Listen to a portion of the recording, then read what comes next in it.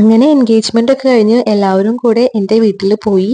അവിടെ ഇരുന്ന് നമ്മൾ ചായ ഒക്കെ കുടിച്ച് പതിയെ വൈകുന്നേരമൊക്കെ ആയപ്പോഴാണ് കേട്ടോ പോവാന്ന് വിചാരിച്ചത്. അങ്ങനെ പോകുന്ന വഴിക്കാണ് നമ്മുടെ വീട്ടിലേക്ക് വന്നിട്ട് അവിടെയുള്ള സ്ഥലങ്ങളൊക്കെ കാണിച്ചില്ലെങ്കിൽ എങ്ങനെയാ. അപ്പോൾ ഓരോ പ്രാവശ്യം വീട്ടിലേക്ക് വരുമ്പോൾ നമ്മൾ ഓരോ ലൊക്കേഷനിൽ പോകാറുണ്ട്. കഴിഞ്ഞ പ്രാവശ്യം ബീച്ച് സൈഡാണ് പോയതെങ്കിൽ ഇപ്രാവശ്യം നമ്മളിങ്ങനെ പുഴയുടെ സൈഡിലേക്ക് വരാമെന്ന് വിചാരിച്ചു.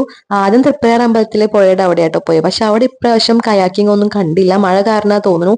അങ്ങനെയാണ് നമ്മൾ ചെമ്മാപ്പിലി തൂക്കുപാലത്തിന്റെ അവിടേക്ക് വന്നത്. ഇവിടെ വന്നപ്പോ കയാക്കിംഗ് എക്സ്പെക്ട് ചെയ്തതല്ല, പക്ഷേ കയാക്കിംഗ് ഉണ്ടായിരുന്നു.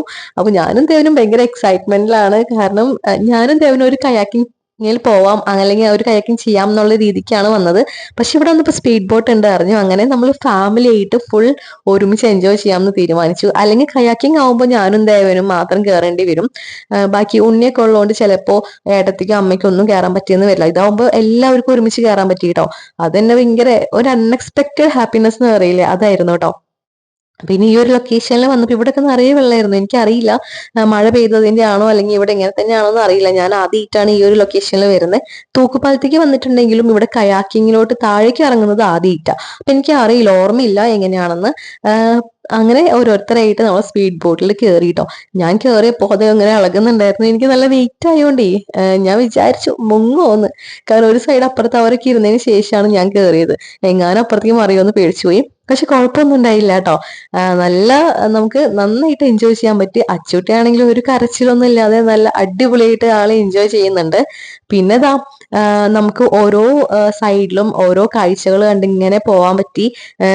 ഇങ്ങനെ പോയപ്പോഴാണ് നമുക്ക് മനസ്സിലായത് കേട്ടോ മഴ എത്രത്തോളം ഈ ഒരു സൈഡിലുള്ള വീടുകളെയൊക്കെ ബാധിച്ചിട്ടുണ്ടെന്ന്. പിന്നെ നല്ല സീനറി ആയിരുന്നു. പിന്നെ ഈ ഒരു സൗണ്ടും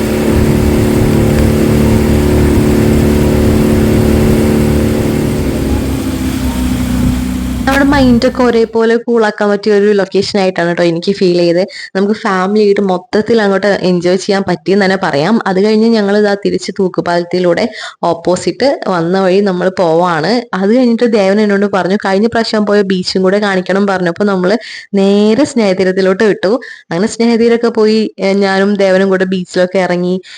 അവൻ എന്താ കടലമ്മ കള്ളിന്നൊക്കെ എഴുതി വെച്ചിട്ട് കടലമ്മ വന്ന് ഫുള്ള് മായ്ച്ചു കളഞ്ഞു. ലാസ്റ്റ് വെള്ളത്തിലൊക്കെ വീണ് ഞാനും ദേവനും വെള്ളത്തിൽ കടലിൽ കുളിച്ചിട്ട് കാറിൽ കയറി പോയെന്ന് തന്നെ വേണം പറയാനായിട്ട്.